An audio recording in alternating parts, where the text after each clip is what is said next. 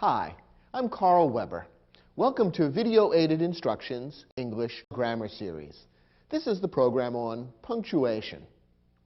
Punctuation marks are those little signs and symbols like periods, commas, semicolons, colons, and many others that are added to sentences to help make them easier to read. Think of punctuation marks as being like traffic signs that you see when you're driving. They tell you when to slow down, when to change direction, and when to come to a complete stop. If you learn how to use punctuation marks correctly in the sentences you write, no one will get lost while reading your work. If you're ready, let's begin with our study of punctuation marks and how to use them.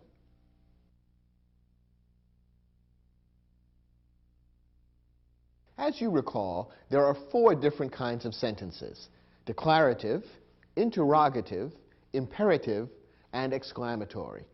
Let's look at each of these 4 kinds of sentences and look at the kind of punctuation mark you need to use to end each type of sentence. First, use a period to punctuate the end of a declarative sentence. As you recall, a declarative sentence states a fact. The great majority of sentences in usual written English are declarative sentences, so most of the sentences you write will end with periods. Here are a couple of examples. It's raining outside. She is my sister. Both of these are declarative sentences. They state facts, and appropriately, each one ends with a period, a simple dot. Most sentences you write will be declarative sentences and will end with periods. Next, use a question mark to punctuate the end of an interrogative sentence. An interrogative sentence asks a question. Appropriately enough, it's marked at the end with a question mark. Here are a couple of examples. Would you like some coffee?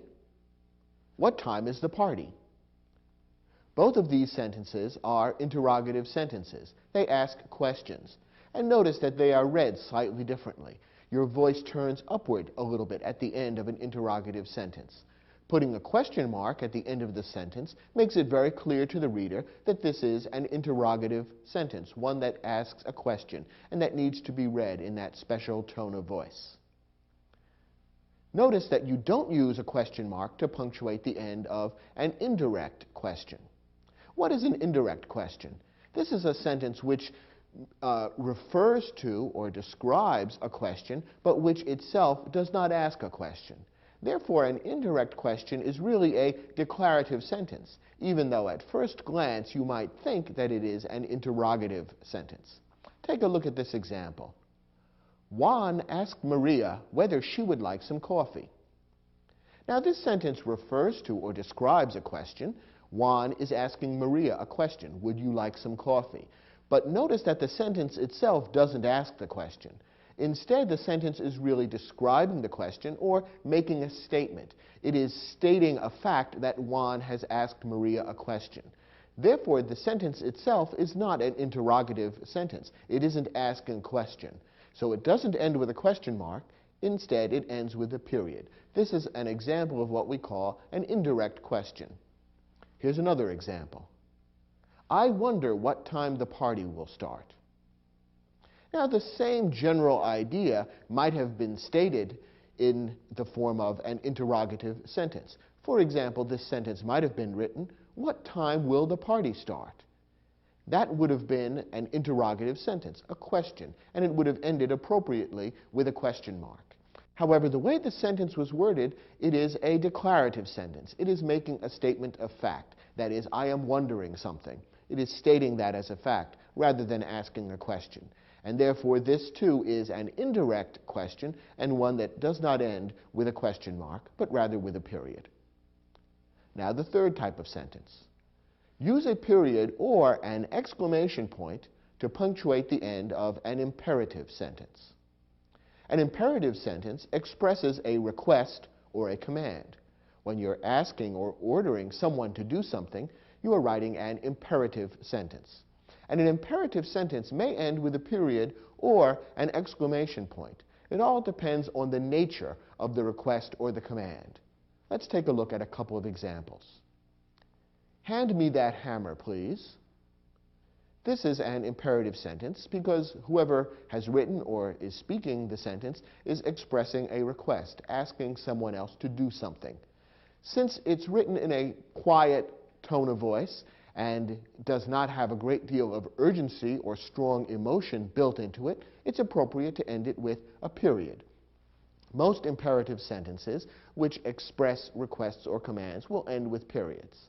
Occasionally, however, a request or command will be uttered with a great deal of urgency or emotion, in which case an exclamation point may be the appropriate punctuation mark to use at the end of the sentence. Look at this example. Get out, quick! This might be spoken by a firefighter arriving at the scene of a fire, warning the people in the house to get out right away. This is a command that's being spoken with a great deal of urgency and emotion and a great deal of emphasis. For all these reasons, ending the sentence with an exclamation point is appropriate. The exclamation point is used in English to indicate that a sentence is being written or spoken with a great deal of feeling. You only want to use exclamation points where they're really appropriate. Certain types of commands do require exclamation points, although as we've seen, most do not. So an imperative sentence may end either with a period or an exclamation point, depending on the degree of urgency and emotion that's built into the sentence. You'll have to be the judge. Finally, use an exclamation point to punctuate the end of an exclamatory sentence. An exclamatory sentence is defined as one that expresses strong emotion or strong feeling. Therefore, by definition, it's appropriate to end an exclamatory sentence with an exclamation point. That tells the reader, this sentence has just expressed something that is very important with a great sense of urgency attached to it, and therefore you need to pay close attention to what it says. When you end a sentence with an exclamation point, you're telling the reader, pay attention. Here are a couple of examples of exclamatory sentences. The house is on fire. There's a message that, of course, contains a great deal of emotion and urgency, and it's appropriate to end it with an exclamation point. That's an exclamatory sentence. Here's another example. What a beautiful sunset. Now, here's a message that's much more positive. Rather than talking about physical danger, the person who speaks or writes this sentence is simply reflecting on the beauty of nature. However, because strong emotion is involved, an exclamation point seems appropriate. This, too, is an exclamatory sentence. So as we've seen, each of the four types of English sentences needs to be punctuated in a slightly different way. Most sentences are declarative sentences, and they will end with periods. But interrogative sentences need question marks. Imperative sentences may use either periods or exclamation points, depending on whether strong emotion is involved, and an exclamatory sentence ends with an exclamation point. In your study guide, we've provided an exercise which will enable you to practice using punctuation marks to end sentences correctly.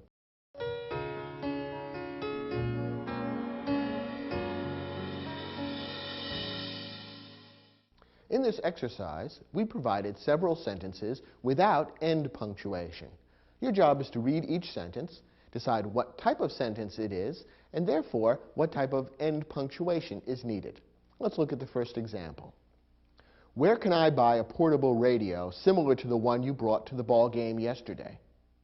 Now, what type of sentence is this? Perhaps you can tell just from the words used that the person who wrote or is speaking this sentence is expressing a question. Therefore, this is an interrogative sentence and ought to end with a question mark. And therefore, it ought to be read in a particular way with that rising inflection at the end, which indicates that this is a question. And the question mark would make it obvious that that's what we're reading. Where can I buy a portable radio similar to the one you brought to the ball game yesterday? Question mark. Next example. After giving me reliable service for 8 years, my car finally broke down last week. Now, what is this sentence doing? Is it expressing a question, like the interrogative sentence we just looked at? No, not really. Instead, it's simply stating a fact. Therefore, this is a declarative sentence and ought to end with a period. As we've said, most sentences that you write will be declarative sentences and will end with periods. Now, perhaps you were tempted to say this is an exclamatory sentence because it expresses a strong emotion, but that's not really appropriate. It's possible that the person who writes or speaks this sentence does have a strong emotion about the fact that the car broke down, but the sentence itself doesn't really speak about that strong emotion. It simply says that the car did break down. And remember, exclamatory sentences should be used rather rarely in your writing. Don't lean toward using a lot of exclamatory sentences. In most cases, treating a sentence as a simple declarative sentence and putting a period at the end is most appropriate, and that would be the correct answer for this question. Next, that's an incredible story. Now here we have a true exclamatory sentence. The person who speaks or writes this sentence is expressing a strong emotion. He or she is saying that the story that has just been told is one that's amazing, incredible, hard to believe, breathtaking. All of those are expressions of strong feeling. And therefore, it would be appropriate to treat this as an exclamatory sentence and end it with an exclamation point. And the sentence, if it were being read aloud, would probably be read in such a way as to convey that strong emotion. That's an incredible story. That's the way you read an exclamatory sentence, and the exclamation point is appropriate. Next example. I'd like to know why the senator voted against the appropriation bill. Now, what is this sentence doing? Is it expressing strong emotion? No, not really. Very mild emotion. Is it asking a question? Well, not really. You might be tempted to think of this as an interrogative sentence because the person who speaks or writes this sentence does have a question in mind. But notice that the question is being stated indirectly, not directly. For this to be an interrogative sentence, it would have to read something like, why did the senator vote against the appropriation bill? Then the sentence would be directly expressing a question. Instead, this is a declarative sentence because it only states the question indirectly. It states as a fact that I am wondering about something or I would like to know something. It is stating that as a fact rather than expressing the question directly. And remember, an indirect question is really a declarative sentence and should be ended with a period rather than a question mark. Next example. Let me have a copy of the paper you wrote for our art history class. What kind of sentence is this? Well, this is an example of an imperative sentence because it's expressing a request or a command. In this case, I think we'd call it a request. It's expressed politely and in a quiet tone of voice. There's certainly not a great deal of urgency or emotion in the request. It's not like the order that the firefighter gives to get out of the house quick. Instead, this is a quiet, unemotional request, and therefore we would treat it appropriately with a period rather than an exclamation point. Remember that an imperative sentence may end with either one, depending on how strong the sense of urgency or emotion is. In this case, a period makes sense.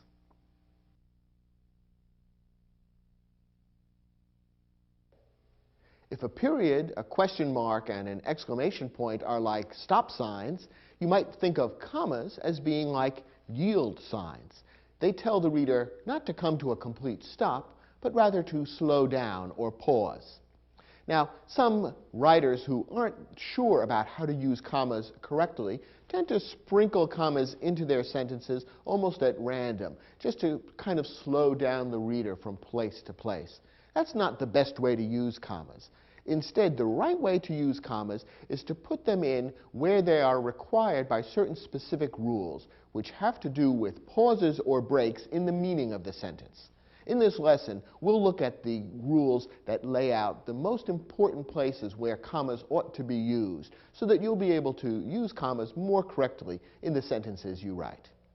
First, use a comma to set off a modifying phrase or clause at the start of a sentence.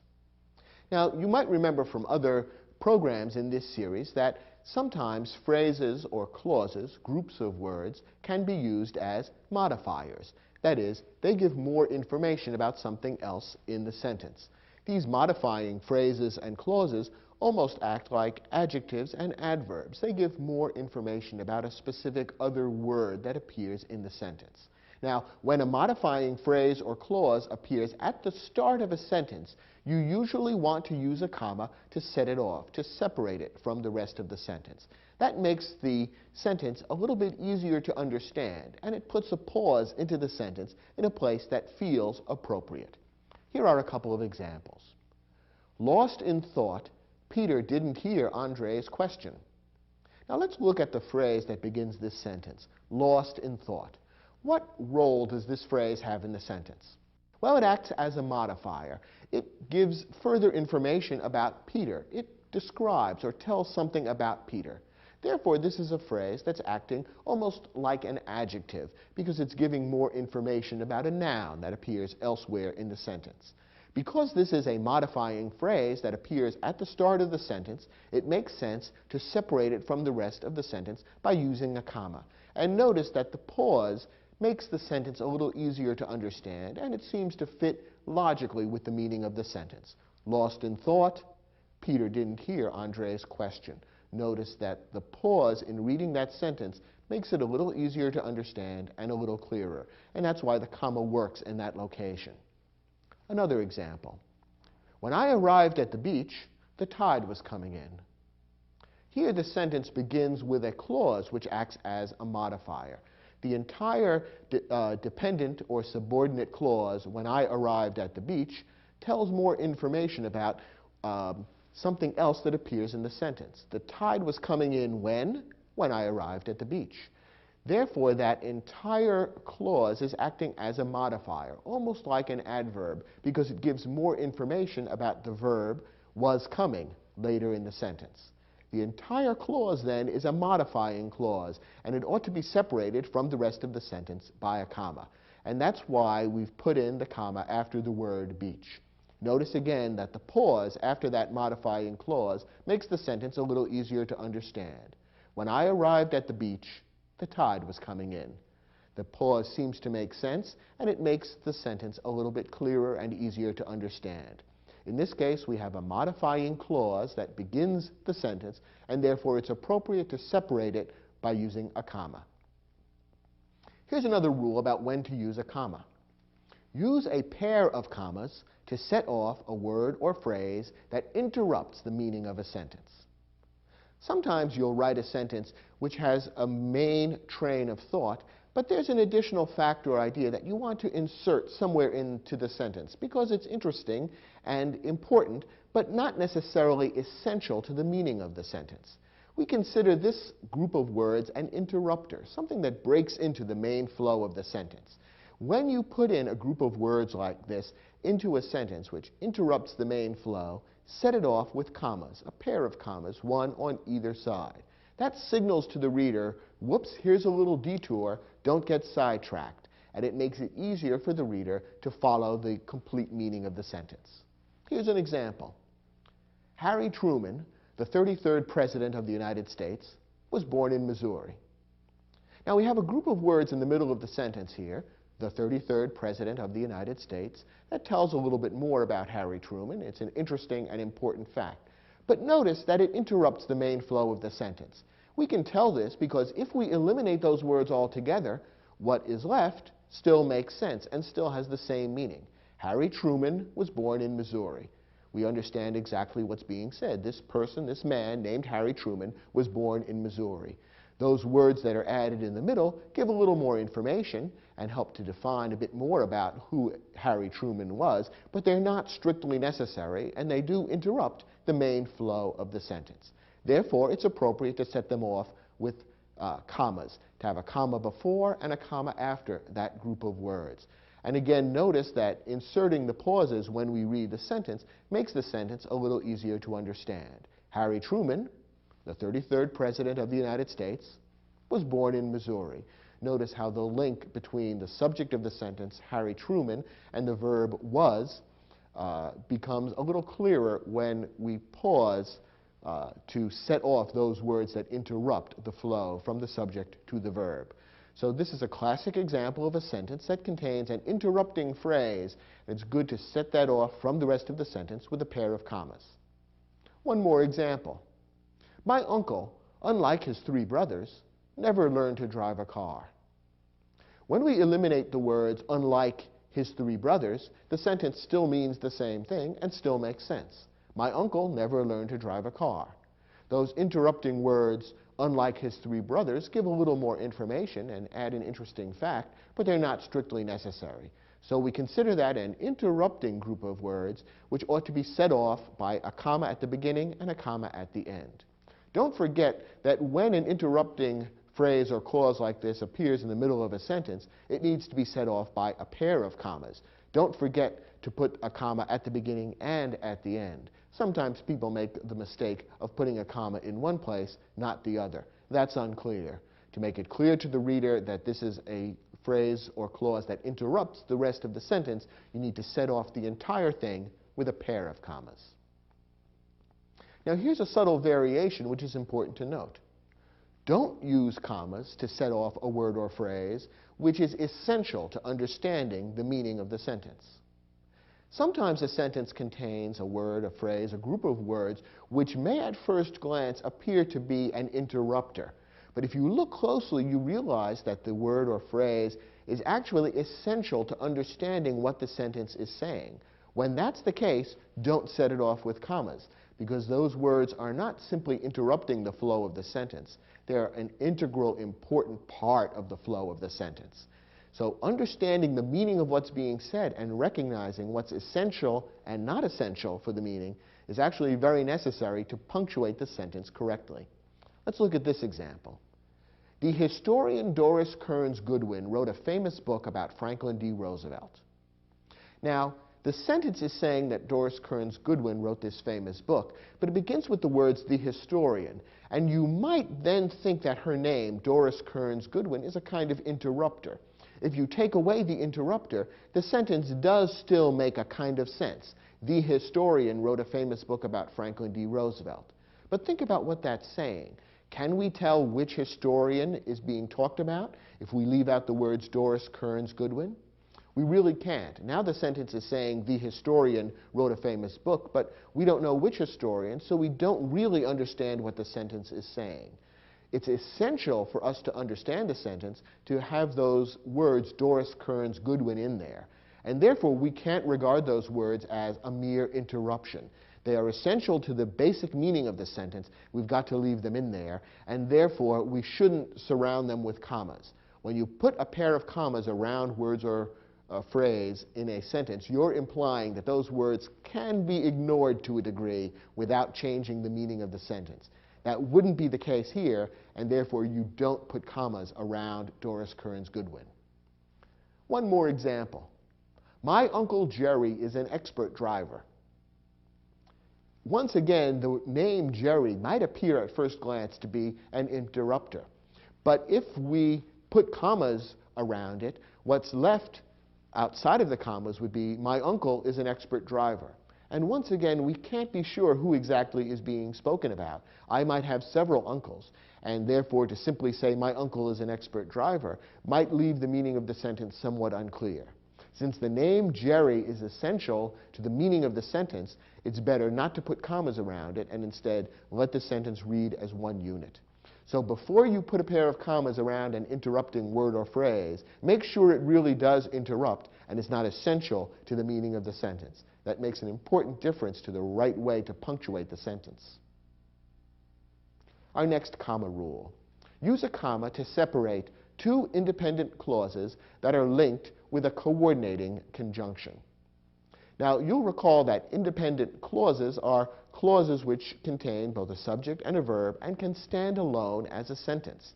An independent clause could appear as a sentence all by itself, but sometimes we do link independent clauses in larger sentences.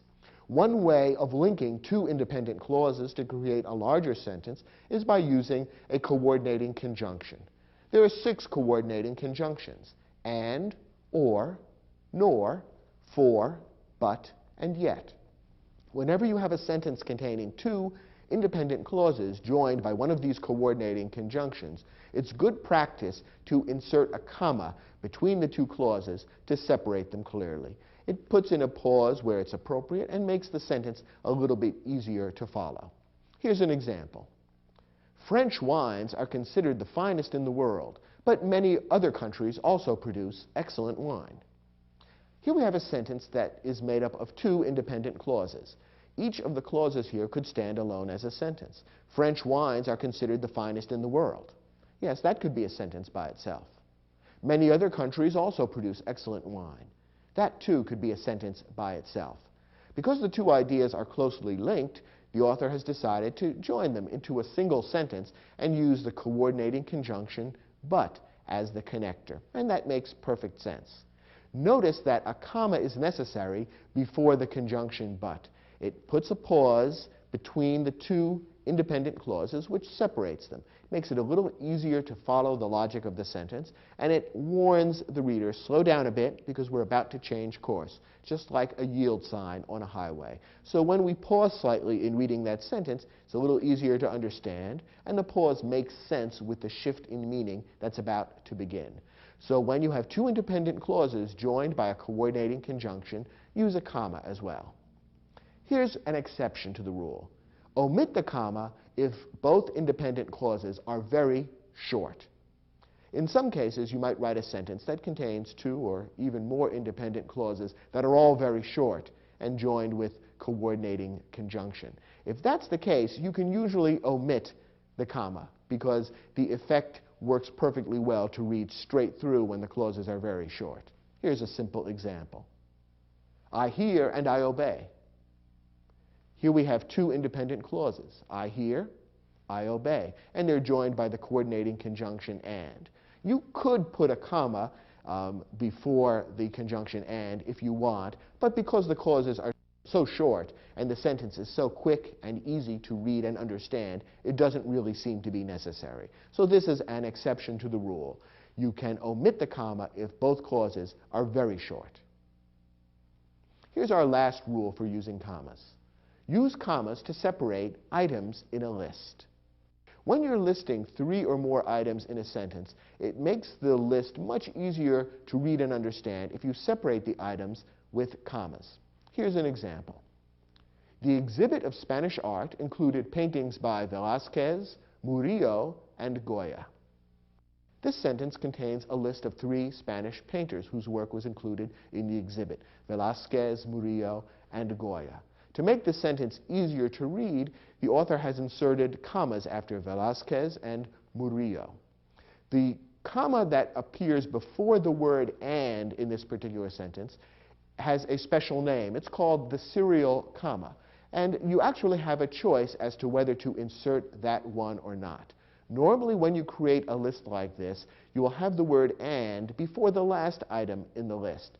And inserting the comma before the word and is actually optional. Some writers prefer to use it. Some writers prefer to omit it.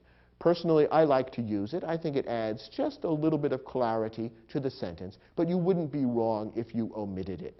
However, the comma after Velázquez earlier in the list is absolutely essential. So use commas to separate items in a list. The final comma, the serial comma, may or may not be inserted. That's your choice. Here's a slightly different kind of list that also requires commas. Miriam drove up in a small, battered, rusty station wagon. Here we have a sentence that strings together a list of several adjectives, all describing the noun station wagon. What kind of station wagon was it? It was a small one, and a battered one, and a rusty one. So here we have three adjectives in a row, all added to describe a particular noun. Again, it's much clearer if you insert commas between the adjectives. So we have a comma after small and a comma after battered. Notice that you don't insert a comma after the last adjective. The last adjective here is rusty. Station wagon we consider one noun, even though it's made up of two words. Don't think that in this case the noun is wagon and station is another adjective. That's really not the case, because she didn't drive up in a wagon after all. It wasn't a particular type of wagon. It was a type of car that is known by one name, station wagon. So the noun here is station wagon, and the last adjective that precedes the noun station wagon is rusty. And you wouldn't put a comma separating that adjective from the noun station wagon. But you do have commas separating the other adjectives. So small comma, battered comma, rusty station wagon would be the right way to string together the adjectives here. So once again, we have a kind of a list. In this case, it's a list or a series of adjectives. And to make the sentence clearer and easier to read, insert commas after each of the adjectives except for the last one. There are some other instances in which commas might be used in sentences, but the rules we've just given you will cover the vast majority of appropriate places to use commas in your sentences. Turn to your study guide and try your hand at the exercise, which tests your understanding of these rules. When you're finished, come back and we'll look at those sentences together.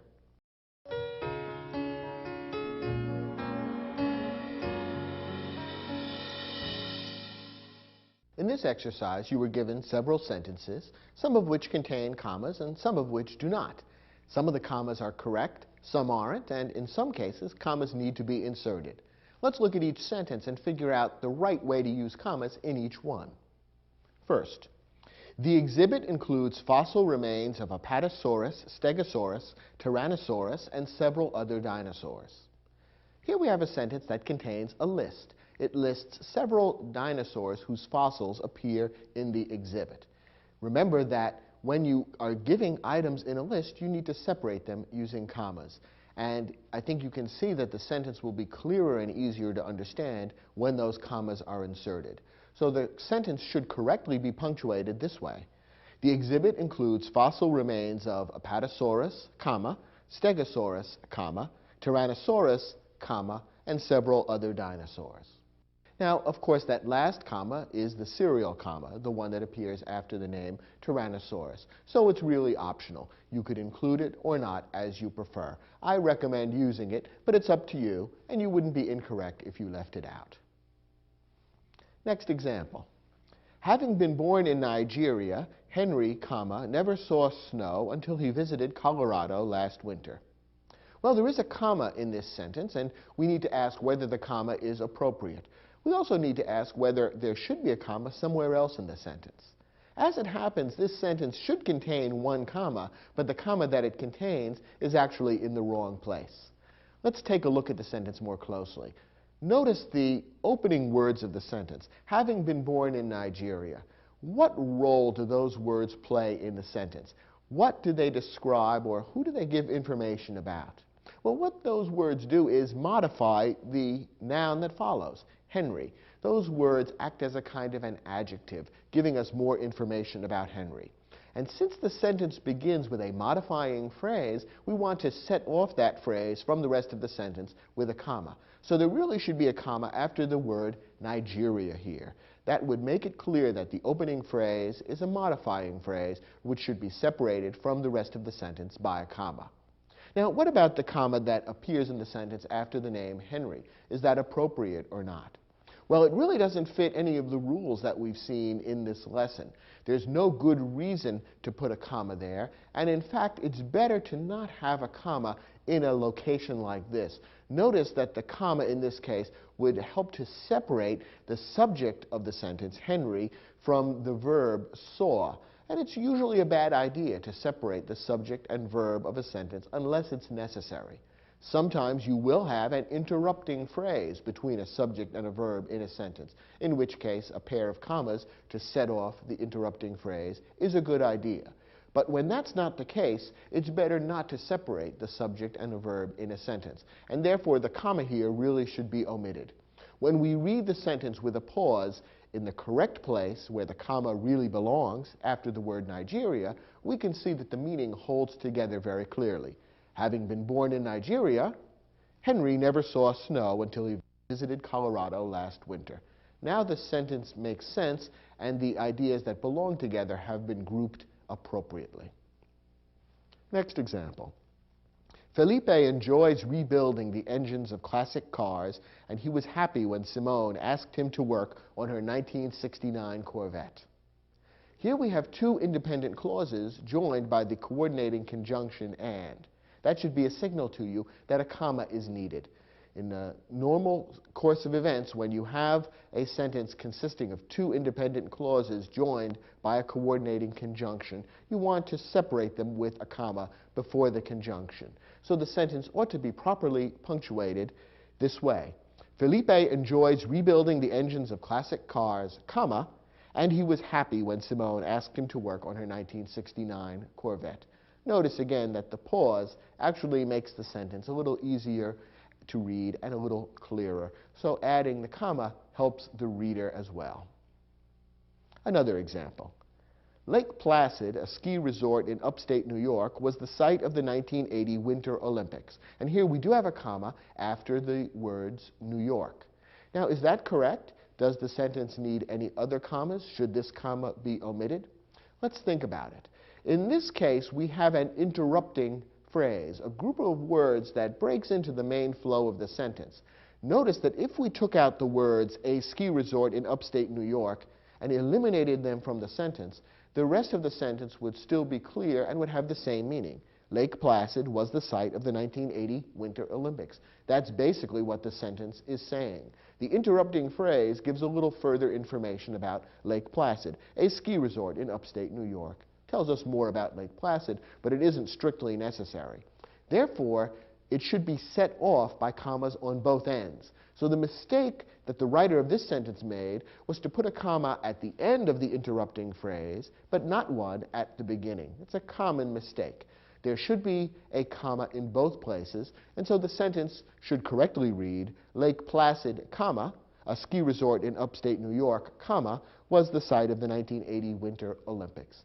Now, the author has clearly set aside that interrupting phrase by bracketing it with a pair of commas, and that makes the flow of the sentence a lot clearer.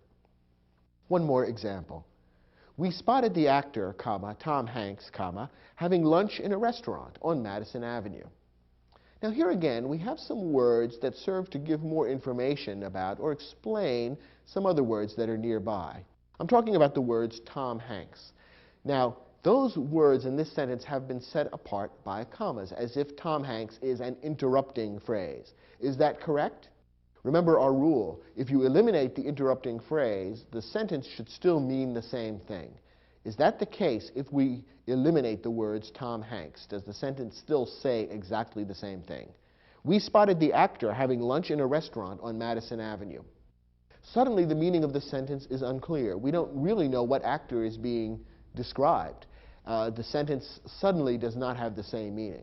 We can see then that the words Tom Hanks are actually essential to the meaning of the sentence. If we're going to understand what the author of this sentence is saying, we need those words.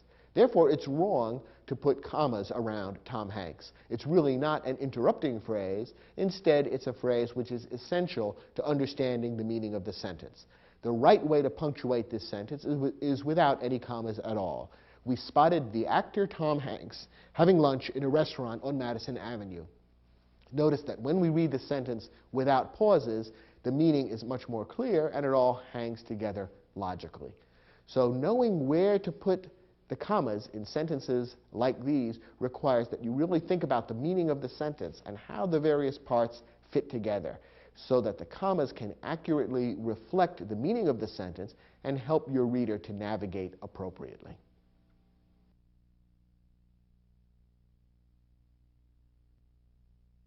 As we've seen, a comma represents a brief pause in a sentence. There are two other punctuation marks that are used to indicate pauses in sentences, which are a little more complicated than commas.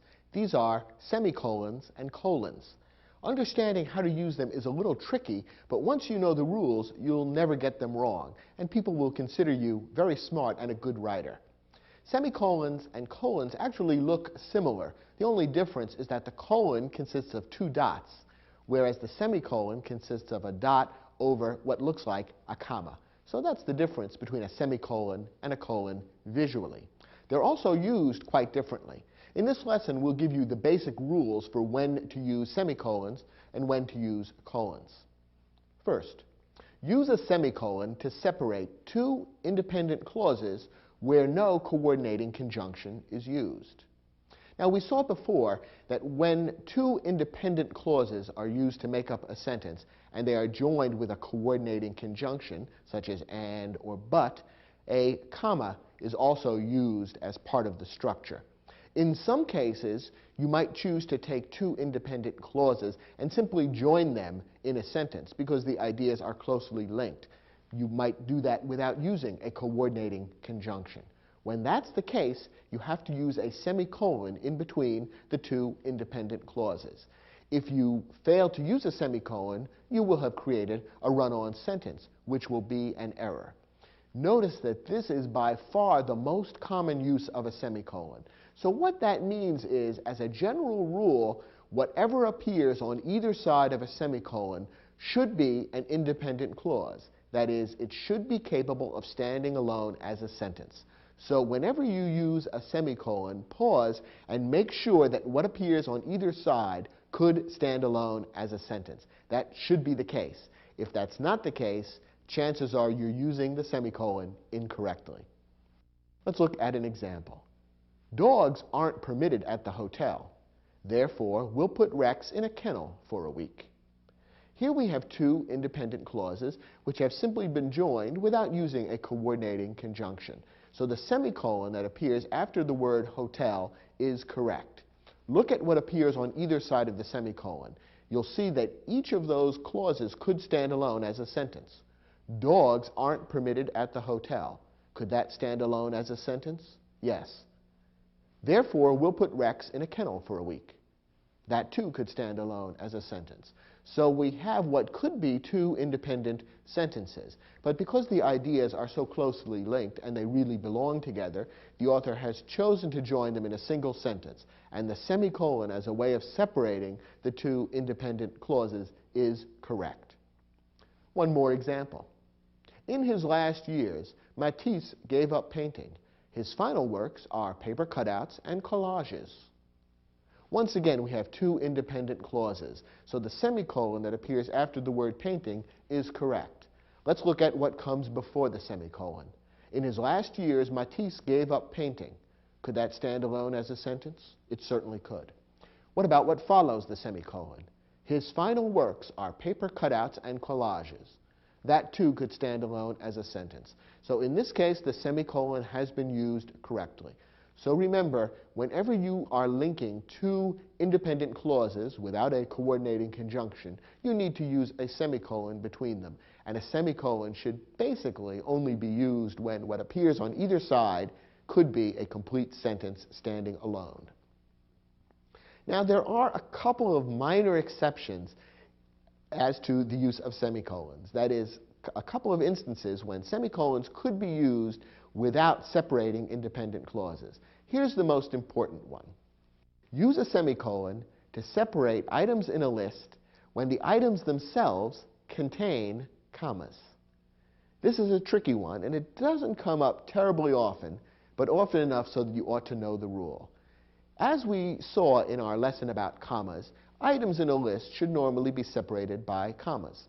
But there are times when you are writing a list that contains a number of lengthy items, the items themselves being so lengthy and complex that they actually contain commas or pauses. If you string those together, the whole sentence can become very complicated and difficult to read. Therefore, to add another layer of separation between the items, it can be a good idea to use semicolons to separate the items. Otherwise, you can't tell where one item begins and the next one ends. Let's take a look at this example, and you'll see what I mean. Among the leading figures at the Constitutional Convention were Thomas Jefferson, a planter from Virginia, Alexander Hamilton, an aide to Washington during the Revolution, and James Madison, a legislator from Massachusetts.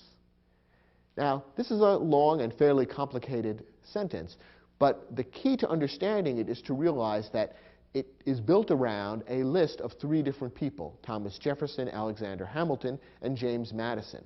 And each of those three people is described using a phrase that is a kind of modifying or explanatory phrase, which, for clarity's sake, has been separated off by a comma.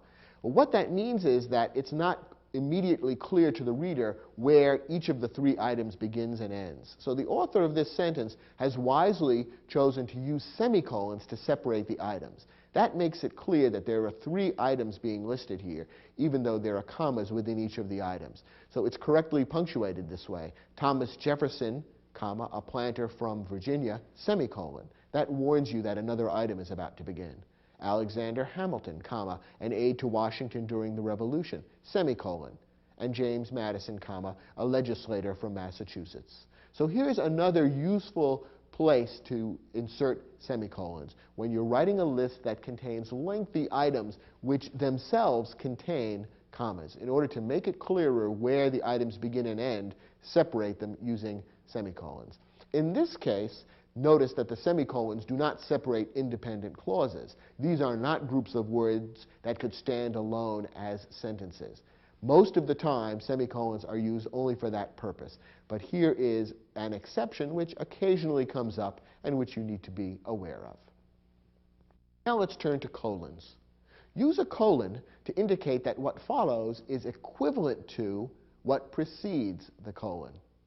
In other words, a colon is used to introduce a group of words that restate or say in other words what you just said before the colon. What appears on either side of the colon, then, should be more or less equivalent or equal in meaning. Here's a tip for you. When used correctly, the colon can often be replaced with the words "that is" or "in other words." So you can test your use of a colon by asking yourself that question. Could I take away the colon and substitute the words "that is" or "in other words"? If so, you are probably using the colon correctly. You don't use the colon, notice, to separate independent clauses. That's a job for the semicolon. Instead, the colon is introducing something which simply restates or says, in other words, what you just said. Here are a couple of examples. The silent movie era produced three comic geniuses: Charles Chaplin, Buster Keaton, and Harold Lloyd. This is a good example of the